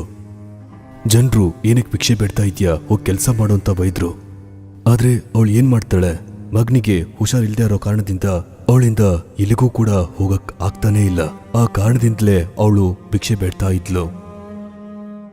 ಆದ್ರೆ ಏನ್ ಮಾಡೋದು, ಸುಮಾರು ದಿನ ಊಟ ಮಾಡದೇ ಇದ್ದ ಕಾರಣದಿಂದ ಅವಳ ಮಗ ಸತ್ತೋದ. ಈ ಬೇಜಾರಲ್ಲೇ ಆ ಭಿಕ್ಷುಕು ಕೂಡ ನೇಣು ಹಾಕೊಂಡು ಸತ್ತೋಗ್ಬಿಟ್ಲು. ನಂತರ ಅವಳು ಪಿಸಾಚಿಯಾಗಿ ಬದಲಾಗ್ಬಿಟ್ಲು. ಯಾವಾಗಲೂ ಪಿಸಾಚಿ ಆದ್ಲೋ ಅವತ್ತಿಂದ ಇವಳು ರೋಡಲ್ಲಿ ಬರೋರ ಹತ್ರ ಭಿಕ್ಷೆ ಬೇಡ್ತಾ ಇದ್ದಾಳೆ. ಯಾರು ಇವಳಿಗೆ ಭಿಕ್ಷೆ ಬಿಡಬೇಕಾದ್ರೆ ಏನಾದರೂ ಭಿಕ್ಷೆ ಕೊಡ್ತಾರೋ ಅವ್ರನ್ನ ಇವಳು ಏನೂ ಮಾಡೋದಿಲ್ಲ. ಯಾರುಳಿಗೆ ಭಿಕ್ಷೆ ಕೊಡೋದಿಲ್ವೋ ಅವರ ಜೀವನ ಇದು ತೆಗೆದ್ಬಿಡುತ್ತೆ. ಆದ್ರಿಂದಲೇ ನೀವು ಅವ್ರಿಗೇನಾದರೂ ಕೊಟ್ಟಿರಬೇಕು ಅಂತ ಹೇಳಿದ್ರಾ? ಹೌದು. ಇನ್ಮುಂದೆ ನೀವಿಲ್ಲಿ ಸುಮಾರು ದಿನ ಇರೋದು ನಿಮಗೆ ಅಪಾಯಕಾರಿ. ನೀವು ನಾಳೆನೇ ಇಲ್ಲಿಂದ ಹೊರಟ್ಬಿಡಿ. ನಿಮ್ಮ ಊರಿಗೆ ಕರ್ಕೊಂಡು ಹೋಗಿ ಇವನನ್ನ ನೀವು ತೋರಿಸಿ. ಹಾಂ ಸರಿ. ಮರುದಿನ ಬೆಳಗ್ಗೆ 3 ಜನನೂ ಅಲ್ಲಿಂದ ಹೊರಟ್ರು. ವಿಕ್ರಮ್ ಡ್ರೈವ್ ಮಾಡ್ತಿದ್ದ. ಮ್ಯಾಡಿ ಪಕ್ಕದಲ್ಲಿ ಕೂತ್ಕೊಂಡಿದ್ದ. ಗುಣಾಲ್ ಹಿಂದೆ ನಿದ್ದೆ ಮಾಡ್ತಿದ್ದ. ಅವರು ಆ ಭಿಕ್ಷುಕಿ ನಿಂತ್ಕೊಂಡಿದ್ದ ಜಾಗದಲ್ಲಿ ಗಾಡಿಯನ್ನು ನಿಲ್ಲಿಸಿದ್ರು. ಆಮೇಲೆ ಸ್ವಲ್ಪ ಹಣ್ಣುಗಳು ತುಂಬಿರೋ ಬುಟ್ಟಿಯನ್ನು ಅಲ್ಲೇ ಇಟ್ರು. ನನಗೆ ನಿಮ್ಮ ಬಗ್ಗೆ ಗೊತ್ತೇ ಇರಲಿಲ್ಲ. ನಾನು ತಪ್ಪು ಮಾಡಿಬಿಟ್ಟೆ.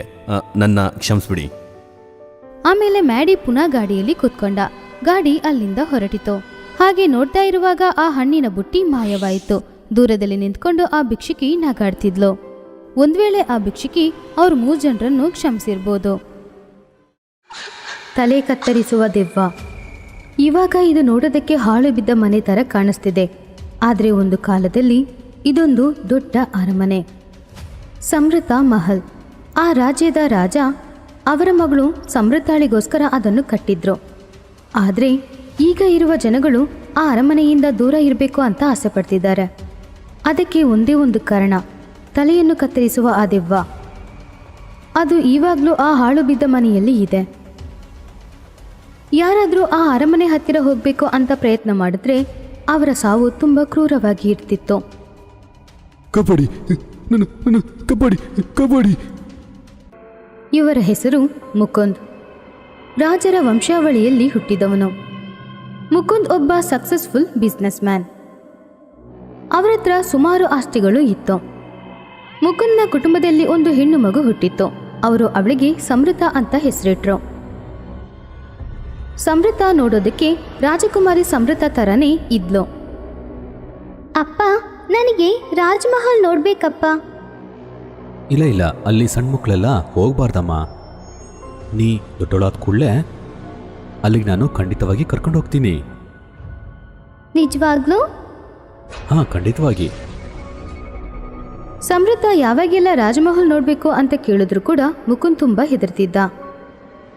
ಅವರಿಗೆ ಆ ಹಾಳು ಬಿದ್ದ ಮನೆಯಲ್ಲಿರುವ ತಲೆ ಕತ್ತರಿಸಿದ ದೆವ್ವ ನೆನಪಾಯಿತು. ಒಂದಿನ ಮುಕುಂದ್ ಕುಲದೇವತೆಯ ದೇವಸ್ಥಾನಕ್ಕೆ ಹೋಗಿದ್ದ. ಸ್ವಾಮಿ, ಸಮೃತ ಯಾವಾಗ ದೊಡ್ಡೋಳು ಆಗ್ತಾ ಇದ್ದಾಳೋ ಅವತ್ತಿಂದ ಅರಮನೆಗೆ ಹೋಗ್ಬೇಕು ಅಂತ ಹೇಳ್ತಾ ಇದ್ದಾಳೆ. ಅವಳು ಹಾಗೆ ಮಾಡ್ತಾಳೆ. ಅವಳ ನಿಜವಾದ ಮನೆ ಅದೇ ಅಲ್ವಾ?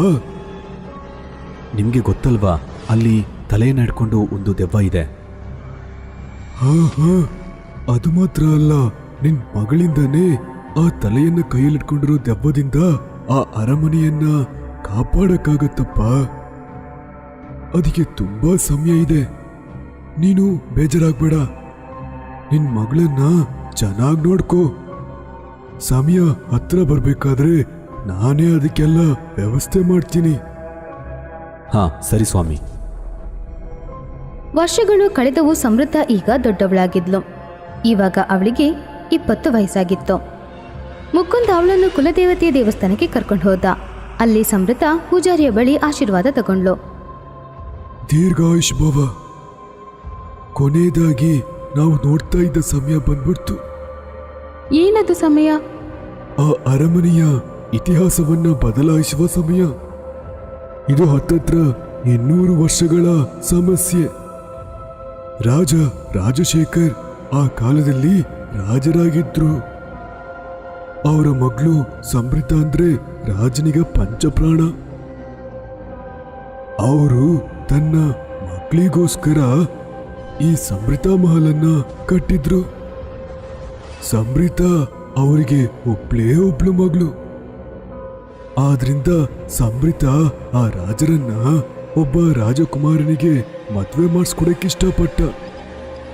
ಆರಂಭದಲ್ಲಿ ಸಮೃದ್ಧಾಳಿಗೂ ಈ ಸಂಬಂಧ ತುಂಬಾ ಇಷ್ಟ ಇತ್ತು. ಆದ್ರೆ ಒಂದಿನ ಆ ಅರಮನೆಗೆ ಕಲ್ಪೇಶ್ ಅನ್ನೋ ಒಬ್ಬ ಮುನ್ಷಿ ಬಂದ. ಆ ಮುನ್ಷಿ ನೋಡೋದಿಕ್ಕೆ ತುಂಬಾ ಚಂದ ಇದ್ದ. ಸಮೃದ್ಧಾಳಿಗೆ ಅವಳನ್ನ ನೋಡಿದ ಕೂಡಲೇ ತುಂಬಾ ಇಷ್ಟ ಆಗ್ಬಿಡ್ತು. ಹೀಗೆ ಹೋಗ್ತಾ ಹೋಗ್ತಾ ಅವನಿಗೂ ಸಮೃದ್ಧಾಳಿಗೂ ಸ್ನೇಹ ಉಂಟಾಯ್ತು. ಅದು ಸ್ವಲ್ಪವಾಗಿ ಪ್ರೇಮವಾಗಿ ಬದಲಾಯಿತು. ಒಂದಿನ ಏನಾಯ್ತಂದ್ರೆ, ನೀವು ನಮ್ಮ ತಂದೆ ಹತ್ರ ನಮ್ಮ ಮದುವೆ ಬಗ್ಗೆ ಮಾತಾಡ್ಬೋದಲ್ವಾ? ಅವರು ರಾಜ, ನಾನು ಬರೀ ಮುನ್ಷಿ. ಹಾಗಾದ್ರೆ ನಾನೇ ನಮ್ಮ ತಂದೆ ಹತ್ರ ಹೇಳ್ತೀನಿ ನನಗೆ ನೀವಂದ್ರೆ ಇಷ್ಟ, ನಾನು ನಿಮ್ಮನ್ನೇ ಮದುವೆ ಮಾಡ್ಕೊಳ್ತೀನಿ ಅಂತ. ಹಾಗೆ ಮಾತಾಡಿ ಹಿಂದ್ಗಡೆ ನೋಡ್ಬೇಕಾದ್ರೆ ಅವ್ರ ಹಿಂದೆನೆ ಅವರಪ್ಪ ಇವ್ರು ಮಾತಾಡಿದ ಎಲ್ಲವನ್ನ ಕೇಳಿಸ್ಕೋತಾ ಇದ್ರು. ರಾಜರ ಕಣ್ಣುಗಳು ಬೆಂಕಿಯ ಜ್ವಾಲೆ ರೀತಿ ಉಕ್ಕುತ್ತಿತ್ತು. ಅಷ್ಟರ ಮಟ್ಟಿಗೆ ಅವ್ರಿಗೆ ಕೋಪ. ಆ ಕೋಪದಿಂದ ಕಲ್ಪೇಶನ ಆ ಮುನ್ಷಿನ ತನ್ನ ಖಡ್ಗದಿಂದ ಅವರನ್ನ ಕಡ್ದು ಬಿಸಾಕ್ಬಿಟ್ರು. ಇದನ್ನ ನೋಡಿ ಸಮೃದ್ಧಾಳಿಗೆ ಏನ್ ಮಾಡ್ಬೇಕಂತ ಅರ್ಥ ಆಗಿಲ್ಲ. ಆಮೇಲೆ ಅವಳು ಅಲ್ಲಿಯೇ ಮೂರ್ಛೆ ಹೋದ್ಲು. ಸಮೃದ್ಧಾಳಿಗೆ ಎಷ್ಟೇ ಚಿಕಿತ್ಸೆ ಕೊಟ್ಟರೂ ಕೂಡ ಅವಳು ಕಣ್ಬಿಟ್ಟು ನೋಡ್ಲೇ ಇಲ್ಲ. ಮತ್ತೆ ಕೆಲವು ವರ್ಷಗಳ ನಂತರ ಪಾಪ ಸತ್ತೋಗ್ಬಿಟ್ಲು. ಯಾವಾಗ ಆ ರಾಜ ಕಲ್ಪೇಶನ್ನ ಕಡಿದು ಬಿಸಾಕಿದ್ರು, ಅವನು ತಲೆಯನ್ನು ಕಡ್ದ ಒಂದು ಪಿಸಾಚಿಯಾಗಿ ಸಮೃದ್ಧ ಮಹಲಲ್ಲಿ ಸುತ್ತಾಡ್ತಾ ಇದ್ದಾನೆ. ಇವತ್ತಿನವರೆಗೂ ರಾಜ ಪರಂಪರೆಯ ಜನರು ಸಮೃದ್ಧ ಮಹಲಿಗೆ ಹೋದ್ರೆ ಜೀವಂತವಾಗಿ ಬರೋದೇ ಇಲ್ಲ. ಆ ಕಲ್ಪೇಶ್ನ ಪಿಸಾಚಿ ಎಲ್ರನ್ನ ಅದು ಕೊಲ್ತಾ ಇದೆ. ಆದ್ರಿಂದ ರಾಜ ಪರಂಪರೆಯಲ್ಲಿ ಹುಟ್ಟಿದ ಯಾರೂ ಕೂಡ ಅಲ್ಲಿ ಹೋಗೋದಿಕ್ಕೆ ತುಂಬಾ ಭಯ ಪಡ್ತಾರೆ. ಆದ್ರಿಂದಾನೇ ಅಪ್ಪ ನನ್ನಲ್ಲಿ ಕಳಿಸ್ಲಿಲ್ವಾ? ಹಾ, ಆದ್ರೆ ನೀನು ಖಂಡಿತವಾಗಿ ಅಲ್ಲಿಗೆ ಹೋಗ್ತೀಯ. ಯಾಕಂದ್ರೆ ಅಲ್ಲಿಗೆ ನೀನು ಹೋಗ್ಲೇಬೇಕು. ಅದೇ ನಿನ್ನ ವಿಧಿ. ಆದ್ರೆ ನಾನು ಕೂಡ ರಾಜವಂಶಾವಳಿಯಲ್ಲಿ ಬಂದಿರೋ ಹುಡುಗಿ ತಾನೆ. ಆ ತಲೆ ಕತ್ತರಿಸುವ ದೆವ್ವ ನನ್ನನ್ನು ಸಾಯಿಸೋದಿಲ್ವಾ? ಇಲ್ಲ, ಅವಳು ನಿನ್ನನ್ನ ಕೊಲ್ಲೋದೇ ಇಲ್ಲ. ಯಾಕಂದ್ರೆ ನೀನು ಸಮೃದ್ಧ. ಅವನ ಪ್ರೇಯಸಿ ಸಮೃದ್ಧ ನೀನೇ. ಸ್ವಾಮಿ, ನನಗೇನು ಅರ್ಥ ಆಗ್ತಿಲ್ಲ. ಅದೇ ಕುಲದಲ್ಲಿ ಅದೇ ನಕ್ಷತ್ರದಲ್ಲಿ ನೀನು ಹುಟ್ಟಿದೀಯ. ಸಮೃದ್ಧ ಹೇಗಿದ್ದಾಳೋ ಅದೇ ರೀತಿ ನೀನೂ ಇದೀಯ. ನಿಂಗೊತ್ತಾ, ಸಮೃದ್ಧಾಳ 2ನೇ ಜನ್ಮನೇ ನೀನು. ಆದ್ರೆ ನಾನು ಯಾಕೆ ಅಲ್ಲಿಗೆ ಹೋಗ್ಬೇಕು? ಯಾಕಂದ್ರೆ ನಿನ್ ಕೈಯಿಂದಲೇ ಆ ಆತ್ಮಕ್ಕೆ ಮುಕ್ತಿ ಕೊಡಕ್ಕೆ ಸಾಧ್ಯ. ಇಲ್ಲ, ನನಗೆ ತುಂಬಾ ಭಯ ಆಗ್ತಿದೆ. ನೀನು ಹೆದರಬೇಡ ಮಗ್ಲೇ. ಸಮೃದ್ಧ ಖಂಡಿತವಾಗಿ ನಿನ್ನ ಕಾಪಾಡ್ತಾಳೆ. ಬರೋ ಹುಣ್ಣಿಮೆಯಂದು ನೀ ಆ ಅರಮನೆಗೆ ಹೋಗ್ಬೇಕು. ನೀನು ಒಬ್ಬಂಟಿಯಾಗಿ ಹೋಗ್ಬೇಕು. ಎಲ್ಲವನ್ನ ಆ ದೇವಿ ತುಂಬಾ ಚೆನ್ನಾಗಿ ನೋಡ್ಕೋತಾಳೆ. ಆ ಸಮೃತ ಅಲ್ಲಿಗೆ ಖಂಡಿತವಾಗಿ ಹೋಗಲೇಬೇಕಾ ಸ್ವಾಮಿ? ನಿಂಗೆ ಎಲ್ಲವೂ ಕೂಡ ಗೊತ್ತಲ್ಲ ಮುಕುಂದ್. ಇಲ್ಲ ಅವಳಲ್ಲಿಗೆ ಹೋಗ್ಲೇಬೇಕು, ಖಂಡಿತವಾಗಿ ಹೋಗ್ಬೇಕು. ನೀ ಏನಕ್ಕೆ ಭಯಪಡ್ತಿದ್ಯಾ ಅಂತ ನಂಗೆ ಗೊತ್ತು, ಆದ್ರೆ ಏನ್ ಮಾಡಕ್ಕಾಗುತ್ತೆ?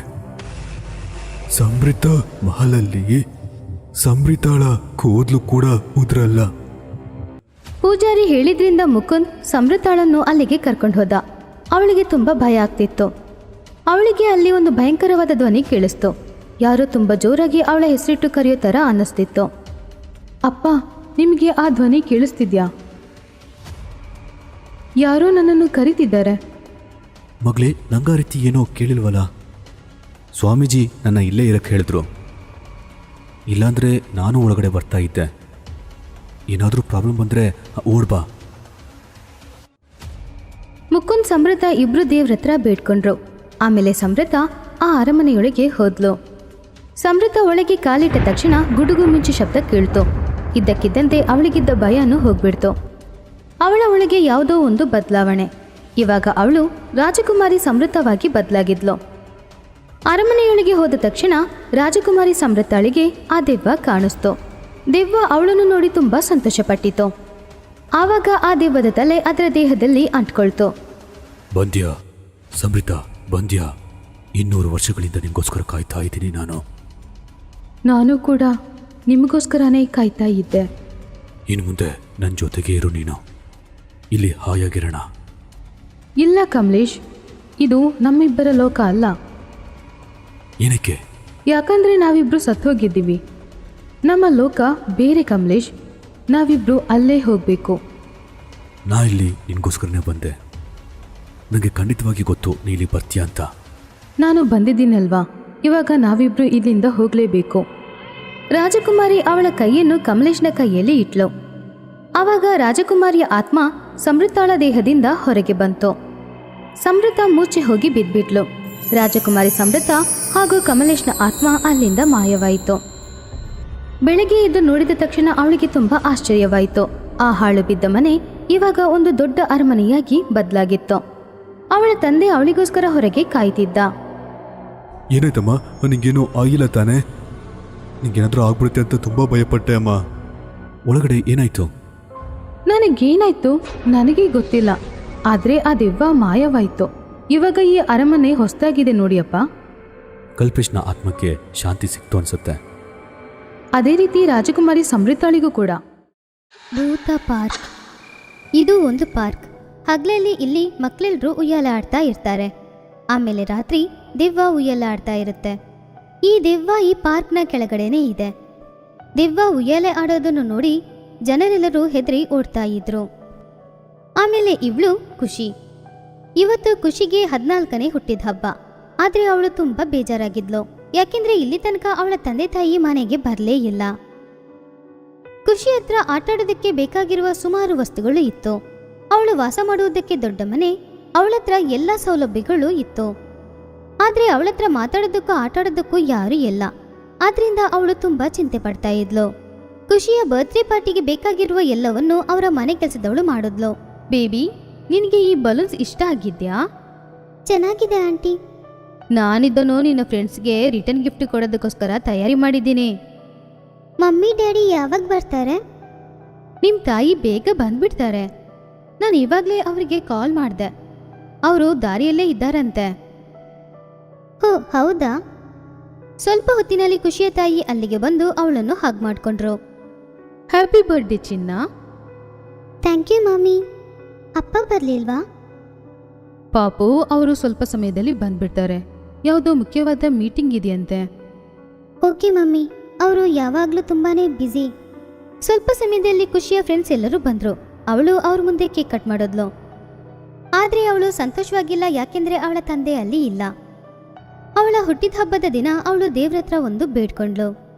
ದೇವ್ರೇ, ಯಾವಾಗಲೂ ನನ್ನ ಜೊತೆನೇ ಇರೋ ಥರ ಯಾರಾದರೂ ಒಬ್ಬರನ್ನು ಕಳಿಸಿ. ಯಾಕೆಂದರೆ ನಮ್ಮ ಅಪ್ಪ ಅಮ್ಮನಿಗೆ ನನ್ನ ಜೊತೆ ಇರೋದಕ್ಕೆ ಸಮಯನೇ ಇಲ್ಲ. ಹಾಗೆ ಬೇಡ್ಕೊಂಡು ಖುಷಿ ನಿದ್ದೆ ಮಾಡಿದ್ಲು. ಮರುದಿನ ಅವಳು ಎಂದಿನಂತೆ ಕೆಲಸದವಳ ಜೊತೆ ಸೇರ್ಕೊಂಡು ಪಾರ್ಕಿಗೆ ಹೋದ್ಲು. ಪಾಪು, ನೀನ್ ಇಲ್ಲೇ ಆಟಾಡ್ಕೊಂಡಿರು, ನಾನು ಅಷ್ಟರೊಳಗೆ ಹೋಗಿ ತರಕಾರಿ ತಗೊಂಡ್ ಬರ್ತೀನಿ. Okay aunty. ಕೆಲಸದವಳು ಅಲ್ಲಿಂದ ಹೋಗ್ಬಿಟ್ಲು. ಆವಾಗ ಖುಷಿ ಯೋಚನೆ ಮಾಡ್ತಾ ಇದ್ಲು ಯಾರ ಜೊತೆ ಆಟಾಡೋದು ಅಂತ. ಆಗ ಅವಳು ಉಯ್ಯಾಲೆ ಆಡ್ತಾ ಇದ್ಲು. ಹಾಗೆ ಅವಳು ಉಯ್ಯಾಲೆ ಆಡ್ತಾ ಇರುವಾಗ ಅಲ್ಲಿ ಒಂದು ದೆವ್ವ ಪ್ರತ್ಯಕ್ಷವಾಯಿತು. ದೆವ್ವ! ಹೆದರ್ಬೇಡ, ನಾನು ನಿನ್ನನ್ನು ಏನೂ ಮಾಡಲ್ಲ. ನೀವು ದೆವ್ವನಾ? ಹೌದು, ಆದರೆ ನಾನು ನಿನ್ನನ್ನು ಏನೂ ಮಾಡೋದಿಲ್ಲ. ನನಗೆ ಯಾವ ಫ್ರೆಂಡ್ಸೂ ಇಲ್ಲ. ನನಗೂ ಇಲ್ಲ. ಯಾರೂ ನನ್ನ ಜೊತೆ ಮಾತಾಡ್ತಾನೇ ಇಲ್ಲ. ನೀನು ನನ್ನ ಹತ್ರ ಮಾತಾಡ್ತೀಯಾ? ಆದ್ರೆ ನೀನು ದೆವ್ವ ಅಲ್ವಾ? ನನ್ನ ಹೆಸರು ರೀಟಾ. ಒಂದಿನ ಕೆಲವು ಕಿಡ್ನ್ಯಾಪರ್ಸ್ ನನ್ನನ್ನು ಕಿಡ್ನಾಪ್ ಮಾಡಿದ್ರು. ಅವರೆಲ್ಲರೂ ನಮ್ಮ ಅಪ್ಪಮ್ಮನ ಬಳಿ ಹಣ ಕೇಳಿದ್ರು. ನಮ್ಮ ಅಪ್ಪನೂ ಅವರಿಗೆ ಹಣ ಕೊಟ್ಟರು. ಆದರೂ ಕೂಡ ಅವರು ನನ್ನನ್ನು ಕೊಂದ್ಬಿಟ್ರು. ಆಮೇಲೆ ನನ್ನ ಈ ಪಾರ್ಕಲ್ಲಿ ಹೂತಾಕ್ಬಿಟ್ರು. ಅಂದಿನಿಂದ ನಾನು ಈ ಪಾರ್ಕಲ್ಲೇ ಇದ್ದೀನಿ. ನೀನು ಯಾರಿಗೂ ಯಾವ ತೊಂದ್ರೆನೂ ಕೊಡೋದಿಲ್ವಾ? ಇಲ್ಲ, ನನಗೆ ಒಬ್ಳು ಫ್ರೆಂಡ್ ಮಾತ್ರ ಬೇಕು.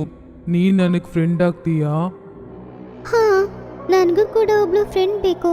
ಆದ್ರೆ ನೀನು ಯಾವಾಗಲೂ ನನ್ನ ಜೊತೆನೇ ಇರ್ತೀಯಾ? ಹಾಂ, ಖಂಡಿತ.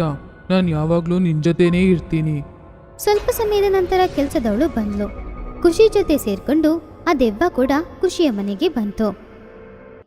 ಅಂದಿನಿಂದ ಅವರಿಬ್ರು ಒಟ್ಟಿಗೆ ಬಾಳ್ತಾ ಇದ್ರು. ಪಾಪು, ಊಟ ತಯಾರಾಗಿದೆ, ಬೇಗ ಡೈನಿಂಗ್ ಟೇಬಲ್ಗೆ ಬರ್ಬೋದು. ಇಲ್ಲ ಆಂಟಿ, ನೀವು ಊಟನ ಇಲ್ಲಿಗೆ ತಗೊಂಡು ಬನ್ನಿ. ಆಮೇಲೆ ತುಂಬ ಊಟ ಬೇಕು, ನನಗೆ ತುಂಬ ಹಸುವಾಗ್ತಾ ಇದೆ. ಏನಿದು, ಪಾಪು ಯಾವಾಗಲೂ ರೂಮಲ್ಲಿ ಊಟ ಮಾಡೋದಿಲ್ವೇ? ಕೆಲಸದವಳು ಊಟ ಇಲ್ಬಿಟ್ಟು ಅಲ್ಲಿಂದ ಹೊರಟು ಹೋದ್ರು. ಆಮೇಲೆ ಅವರಿಬ್ರು ಸೇರ್ಕೊಂಡು ಒಟ್ಟಾಗಿ ಊಟ ಮಾಡಿದ್ರು. ಇವಾಗೆಲ್ಲ ಖುಷಿ ಸಂತೋಷವಾಗಿ ಇದ್ಲು. ಅವಳು ದೆವ್ವದ ಜೊತೆ ಆಟ ಆಡ್ತಾ ಇದ್ಲು. ಟೀಟಾ, ನಿನಗೆ ಗೊತ್ತಾ, ನಮ್ಮ ತಂದೆ ತಾಯಿ ಯಾವಾಗ್ಲೂ ಬಿಸಿನೇ. ನನ್ನ ತಂದೆ ತಾಯಿ ಕೂಡ ಹೀಗೇನೆ ಇದ್ರು. ಒಂದ್ ವೇಳೆ ಈ ದೊಡ್ಡ ಮನುಷ್ಯರೆಲ್ಲ ಹೀಗೇನೆ ಇರ್ತಾರೋ ಏನೋ. ಆದ್ರೆ ಈಗ ಬೇಜಾರಿಲ್ಲ, ನೀನ್ ನನ್ನ ಜೊತೆ ಇದ್ಯಾ ಅಲ್ವಾ? ನಾವಿಬ್ರು ಇನ್ಮುಂದೆ ಒಟ್ಟಾಗಿ ಇರಬೇಕು, ಸಂತೋಷವಾಗಿರ್ಬೇಕು. ಒಂದಿನ ಕೆಲಸದವಳು ರೂಮಿಗೆ ಆಹಾರ ತಗೊಂಡ್ ಬರ್ಬೇಕಾದ್ರೆ ಖುಷಿ ಒಬ್ಳೆ ಮಾತಾಡ್ಕೊಂಡಿರೋದನ್ನು ನೋಡಿದ್ರು. ಅವರಿಗೆ ತುಂಬಾ ವಿಚಿತ್ರ ಅಂತ ಅನಿಸ್ತು. ಅವರು ಬಚ್ಚಿಟ್ಕೊಂಡು ನೋಡ್ತಾ ಇದ್ರು. ಸ್ವಲ್ಪ ಸಮಯದ ನಂತರ ಒಳಗೆ ಬಂದ್ರು. ಪಾಪು, ತಗೋ, ನಿನಗೆ ತುಂಬಾ ಇಷ್ಟವಾದ ಪಿಜ್ಜಾ. ಹೌದು ಪಾಪು, ಯಾರತ್ರ ನೀನು ಮಾತಾಡ್ತಾ ಇದ್ದೆ? ಯಾರತ್ರನೂ ಇಲ್ಲ. ಇಲ್ಲಿ ಯಾರಿದ್ದಾರೆ? ಕೆಲಸದವಳಿಗೆ ಏನೋ ಸರಿ ಇಲ್ಲ ಅಂತ ಅನ್ನಿಸ್ತು. ಅವಳು ಊಟ ಇಟ್ಬಿಟ್ಟು ಹೋಗ್ಬಿಟ್ಲು. ಅಂದಿನಿಂದ ಅವರು ಖುಷಿನ ವಾಚ್ ಮಾಡೋಕ್ಕೆ ಶುರು ಮಾಡಿದ್ರು. ಕೆಲಸದವಳು ನೋಡಿದ್ಲು, ಖುಷಿ ಅವಾಗವಾಗ ಒಬ್ಳೆ ನಗಾಡ್ತಾ ಇದ್ಲು. ಅವಳು ಯಾರತ್ರನೋ ಮಾತಾಡುವ ಹಾಗೆ ಅನ್ನಿಸ್ತು. ಒಂದು ರಜೆಯ ದಿನ ಅವಳು ಯಜಮಾನಿಯ ಬಳಿ ಹೋಗಿ ಮಾತಾಡಿದ್ಲು. ಮೇಡಮ್, ನೀವು ಪಾಪುನ ಯಾವ್ದಾದ್ರೂ ಸ್ವಾಮೀಜಿ ಬಳಿ ಕರ್ಕೊಂಡು ಹೋಗಿ. ಆದ್ರೆ ಯಾಕೆ? ಯಾಕೆಂದ್ರೆ ಅವಳು ಅವಾಗವಾಗ ಒಬ್ಳೆ ಕೂತ್ಕೊಂಡು ನಗಾಡ್ತಾ ಇದ್ದಾಳೆ. ಅದು ಅಲ್ಲದೆ ಅವಳು ಯಾರತ್ರನೋ ಮಾತಾಡ್ಕೊಂಡಿರೋ ಥರ ಅನಿಸ್ತಾ ಇದೆ. ನನಗೆ ಯಾಕೋ ದೆವ್ವ ಇದೆ ಅಂತ ಅನಿಸ್ತಿದೆ. ಅರೆ, ನೀನ್ ಬೇರೆ ಗಂಗಾ. ಇವಾಗ ದೆವ್ವ, ಭೂತ, ಪಿಶಾಚಿ ಎಲ್ಲ ಎಲ್ಲಿದೆ? ಮೇಡಮ್, ನಾನು ಹೇಳೋದನ್ನು ನೀವು ನಂಬ್ತಾ ಇಲ್ಲ. ಹಾಗಾದರೆ ಒಂದು ಕೆಲಸ ಮಾಡಿ, ನೀವೇ ಪಾಪುನ ಸ್ವಲ್ಪ ಗಮನ ಇಟ್ಟು ನೋಡಿ, ಆವಾಗ ಎಲ್ಲ ನಿಮಗೆ ಅರ್ಥ ಆಗುತ್ತೆ. ಆ ದಿನ ರಾತ್ರಿ ಖುಷಿಯ ತಾಯಿ ಖುಷಿಯ ರೂಮಿಗೆ ಹೋಗಿ ನೋಡಿದ್ರು. ಅಲ್ಲಿ ಇರೋದನ್ನು ನೋಡಿ ಅವರು ತುಂಬ ಹೆದರಿದ್ರು. ಖುಷಿಯ ಪಕ್ಕದಲ್ಲಿ ಒಂದು ದೆವ್ವ ನಿದ್ದೆ ಮಾಡ್ತಾ ಇತ್ತು. ಖುಷಿಯ ತಾಯಿ ಹೆದರಿ ತಕ್ಷಣ ತಂದೆಯ ಬಳಿ ಹೋದ್ರು. ಖುಷಿಯ ತಂದೆ ಕೂಡ ಆ ರೂಮಲ್ಲಿದ್ದ ದೆವ್ವವನ್ನು ನೋಡಿದ್ರು. ಆಮೇಲೆ ಅವರಿಬ್ರು ಅವರ ರೂಮಿಗೆ ಹೋದ್ರು. ಅವರಿಬ್ರು ತುಂಬಾ ಹೆದರಿದ್ರು. ಗಂಗಾ ಹೇಳಿದ್ದು ನಿಜಾನೇ. ನಾನೇ ಅವಳು ಹೇಳಿದ್ದನ್ನು ನಂಬದೇ ಇಲ್ಲ. ಈಗ ನಾವು ಏನು ಮಾಡೋಕ್ಕಾಗುತ್ತೆ? ಆ ಪಿಸಾಚಿ ಖುಷಿಯನ್ನು ಏನೂ ಮಾಡದೇ ಇದ್ರೆ ಓಕೆ. ನಾನು ಗಂಗಾಗೆ ಕಾಲ್ ಮಾಡ್ತೀನಿ. ಅರ್ಧರಾತ್ರಿಯಲ್ಲಿ ಖುಷಿಯ ತಾಯಿ ಕೆಲಸದವಳಿಗೆ ಕಾಲ್ ಮಾಡಿದ್ರು. ಆಮೇಲೆ ನಡೆದ ಎಲ್ಲವನ್ನು ಹೇಳಿದ್ರು. ಮೇಡಮ್, ನೀವು ಹೆದರಬೇಡಿ. ನನಗೊಬ್ರು ಸ್ವಾಮೀಜಿ ಗೊತ್ತು. ನಾನು ಬೆಳಿಗ್ಗೆ ಬರುವಾಗ ಅವರನ್ನು ಜೊತೆಗೆ ಕರ್ಕೊಂಡು ಬರ್ತೀನಿ. ಸರಿ ಗಂಗಾ. ಮರುದಿನ ಗಂಗಾ ಸ್ವಾಮೀಜಿಯನ್ನು ಮನೆಗೆ ಕರ್ಕೊಂಡು ಬಂದ್ಲು. ಇಲ್ಲಿ ನೋಡಮ್ಮ, ನನಗೆ ಎಲ್ಲವೂ ಗೊತ್ತು. ನಾವು ಇವತ್ತೇ ಒಂದು ಪೂಜೆಯನ್ನು ಮಾಡಬೇಕು. ಆ ಪಿಸಾಚಿಯನ್ನು ನಾವು ಕಟ್ ಹಾಕಲೇಬೇಕು. ನೀವು ಹೇಳಿದ್ರೆ ಮಾಡ್ತೀವಿ ಸ್ವಾಮಿ. ಸ್ವಾಮೀಜಿ ಮಂತ್ರ ಹೇಳ್ತಾ ಇದ್ರು. ಖುಷಿ ಅವರ ಎದುರಿಗೆ ಕೂತ್ಕೊಂಡಿದ್ಲು. ಸ್ವಾಮೀಜಿ ಮಂತ್ರ ಹೇಳಿದಾಗ ಆ ದೆವ್ವ ಅಲ್ಲಿಗೆ ಬಂತು. ಓಯ್ ಸ್ವಾಮೀಜಿ, ನಿಲ್ಸು ಆ ಮಂತ್ರನ, ನಿಲ್ಸು, ಇಲ್ಲಾಂದ್ರೆ ಸಾಯಿಸ್ಬಿಡ್ತೀನಿ. ಇಲ್ಲ, ಈ ಮನೆಯಿಂದ ಮಗು ಖುಷಿಯಿಂದ ನೀನು ಹೋಗಬೇಕು. ಇಲ್ಲ ಸ್ವಾಮೀಜಿ, ಅವಳು ನನ್ನ ಫ್ರೆಂಡ್. ಅವಳು ನನ್ನ ಜೊತೆನೇ ಇದ್ದಾಳೆ, ನನ್ನ ಜೊತೆ ಊಟ ಮಾಡ್ತಾಳೆ, ಆಟ ಆಡ್ತಾಳೆ.